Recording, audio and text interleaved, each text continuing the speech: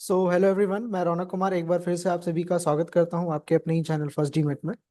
So friends, आज का जो वीडियो है हमारा एक डिफरेंट सेगमेंट या फिर एक डिफरेंट स्टॉक के ऊपर में रहने वाला है, जिसकी एनालिसिस अभी हम लोग करेंगे।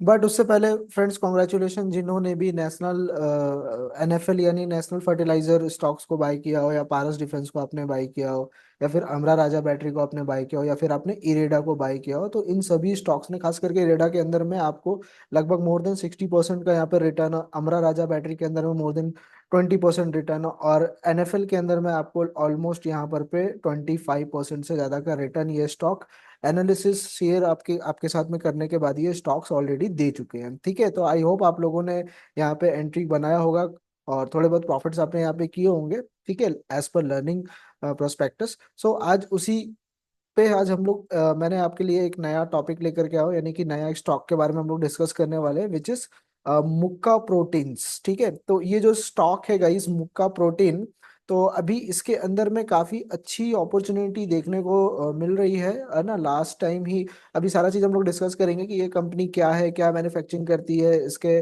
टारगेट्स कितने हो सकते हैं, क्यों ये स्टॉक हमको फोकस करना चाहिए। वैसे सारी चीजें आज हम लोग डीप एनालिसिस स्टॉक के बारे में जो है वो करने वाले हैं। सो बेसिकली गाइज, अगर आप देखोगे तो ये जो स्टॉक है ये भी रिसेंटली मार्केट में लिस्टिंग हुआ था। 7 मार्च 2024 को इसका आईपीओ जो है वो लिस्ट हुआ था। वो 42 रुपए के भाव पे इसका लिस्टिंग हुआ था। लिस्टिंग के बाद में थोड़ा सा ये स्टॉक जो है गिरा, उसके बाद फिर उठा, और एक छोटा सा इस स्टॉक ने यहाँ पर पे आप ये देख सकते हो, एक छोटा सा इस स्टॉक ने क्या किया था, एक डाउन ट्रेंड पकड़ा था। ठीक है, डाउन ट्रेंड पकड़ा था। डाउन ट्रेंड पकड़ने के बाद अगर हम टेक्निकली अगर इसको थोड़ा सा देखें, तो आप यहाँ पर पे देख सकते हो कि एक रेजिस्टेंस था, जिसको ट्रेंड लाइन का ब्रेकआउट के बाद में इस रेजिस्टेंस को प्राइस ये ब्रेक नहीं कर पाया था, और अभी रिसेंटली कल के दिन पे यहाँ पर पे आपको ये इस टाइप का एक एन पैटर्न ब्रेकआउट जो है वो देखने को मिल रहा है स्टॉक के ऊपर में। ठीक है, तो स्टॉक का ब्रेकआउट आप यहाँ पर पे आइडेंटिफाई कर सकते हो, काफी स्ट्रॉन्ग ब्रेकआउट यहाँ पर पे आया है।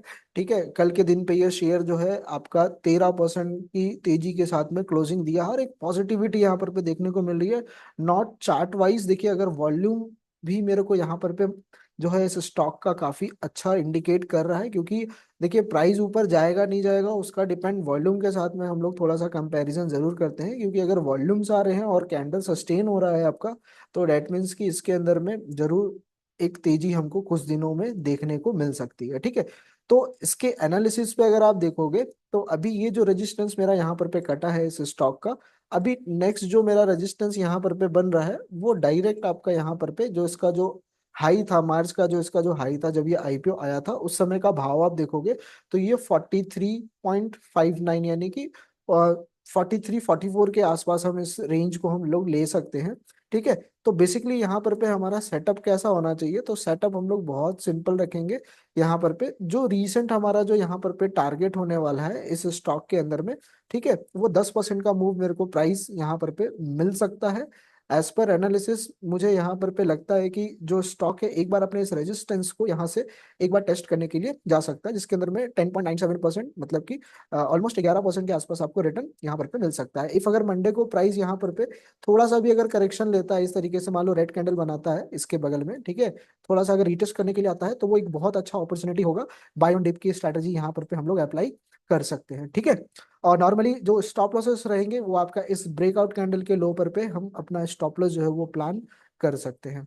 तो चलिए फ्रेंड्स, ये तो रही इसकी टेक्निकल की बातें। थोड़ा सा हम लोग इसको अभी यहाँ पर पे जो है इसका फंडामेंटल को समझने की कोशिश करते हैं। तो बेसिकली ये फंडामेंटल के अकॉर्डिंग देखो तो मार्केट कैप जो इस कंपनी का है वो 10.43 बिलियन का है। ठीक है, 10 बिलियन के आसपास की कंपनी है, और स्मॉल कैप की कंपनी है हम कह सकते हैं। और इनकम स्टेटमेंट अगर हम देखें इसका एनुअली बिजनेस, तो 2019 20 21 22 23 कंसिस्टेंसी इसका बिजनेस जो है बहुत अच्छे तरीके से ग्रोथ कर रहा है। ठीक है, और क्वार्टरली इनकम की अगर हम बात करें, तो क्योंकि स्टॉक अभी रीसेंट लिस्ट हुआ है, तो Q3 2023 और Q4 2023 का क्वार्टर 3 और क्वार्टर 4 के रिजल्ट्स के कंपैरिजन में अगर आप देखोगे, तो यहाँ पर पे 104 मिलियन प्रॉफिट से बढ़ करके 271 मिलियन का प्रॉफिट आप यहाँ पर पे देख सकते हैं इस कंपनी ने अभी जनरेट किया हुआ है। सो बेसिकली गाइस क्या है कि कंपनी तो अच्छी है, ठीक है, प्रॉफिट भी कर रही है, सेल्स भी इसके बढ़ रहे हैं, ईयर ऑन ईयर ग्रोथ भी अच्छा है, क्वार्टरली भी अच्छा दिख रहा है ना। टेक्निकल चार्ट में भी यहाँ पर पे चीजें समझ में आ रही हैं। ठीक है, अगर ये इस रेजिस्टेंस के ऊपर में सस्टेन करता है तो ये प्राइस फर्दर और भी ऊपर की तरफ में, यानी कि 52 से 55 रुपए के आसपास का लेवल आपको आने वाले समय में दिखा सकता है। अगर रिटर्न ऑफ परसेंटेज की बात करूं तो 1 मंथ में 14% का रिटर्न है, और 1 वीक में 12%, और 3 मंथ के रिटर्न्स की बात करें तो लगभग 3% का रिटर्न है, क्योंकि स्टॉक अभी नया ही यहाँ पर पे लॉन्च किया गया है।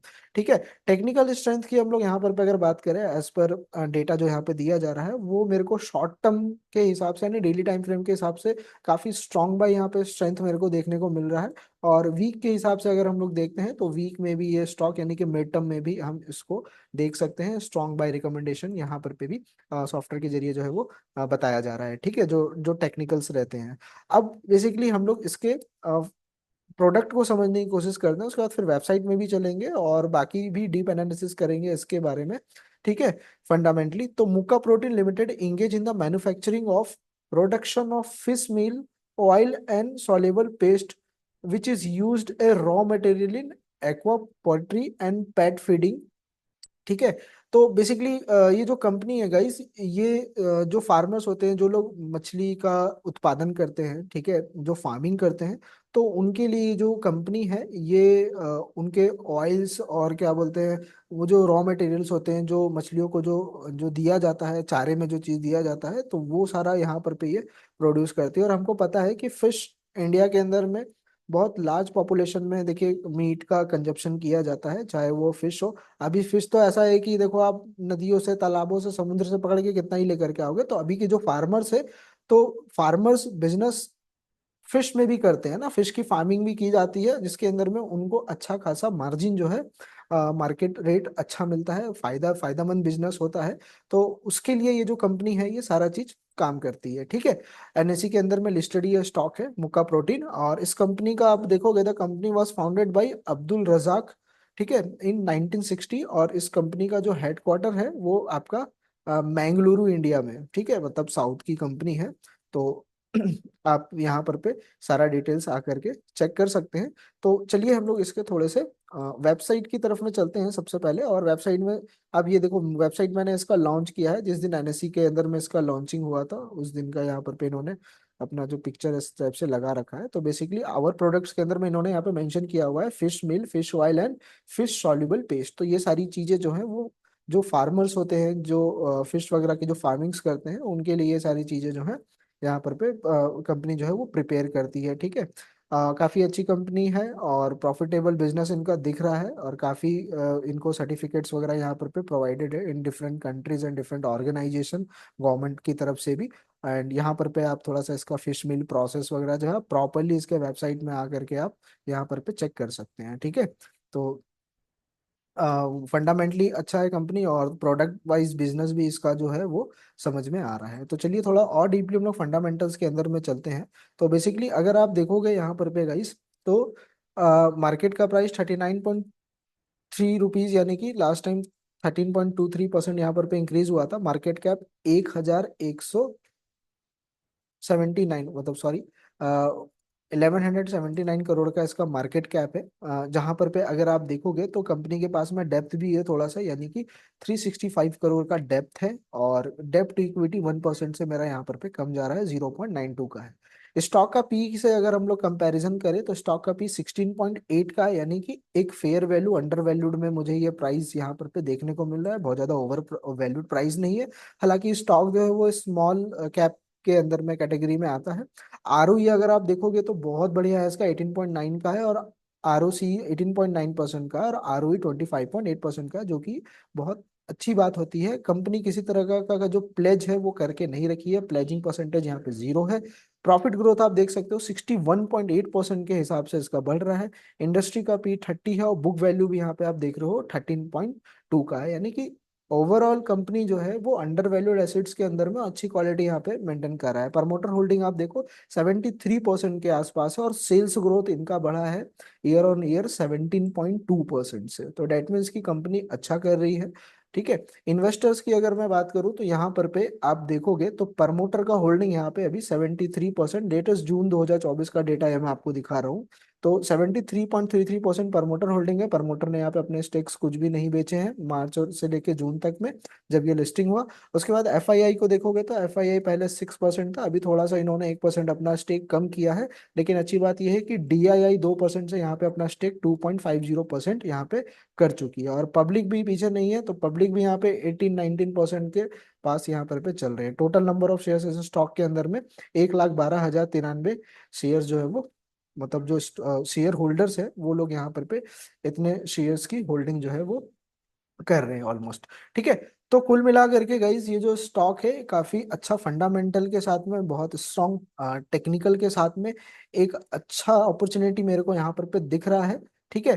तो बेसिकली अगर यहाँ पर पे मुझे अगर अपॉर्चुनिटी मिलता है इस स्टॉक के अंदर में, थोड़ा सा भी एक डीप करेक्शन मिलता है, ठीक है, क्योंकि देखो ये रेजिस्टेंस आपका जो ब्रेकआउट हुआ है अभी, कहीं ना कहीं ये एक बहुत अच्छा सपोर्ट का काम करेगा। तो अगर ये स्टॉक रीटेस्ट करने के लिए आता है तो हम डीप बाय ऑन डीप की स्ट्रेटेजी इस स्टॉक के अंदर में अप्लाई कर सकते हैं।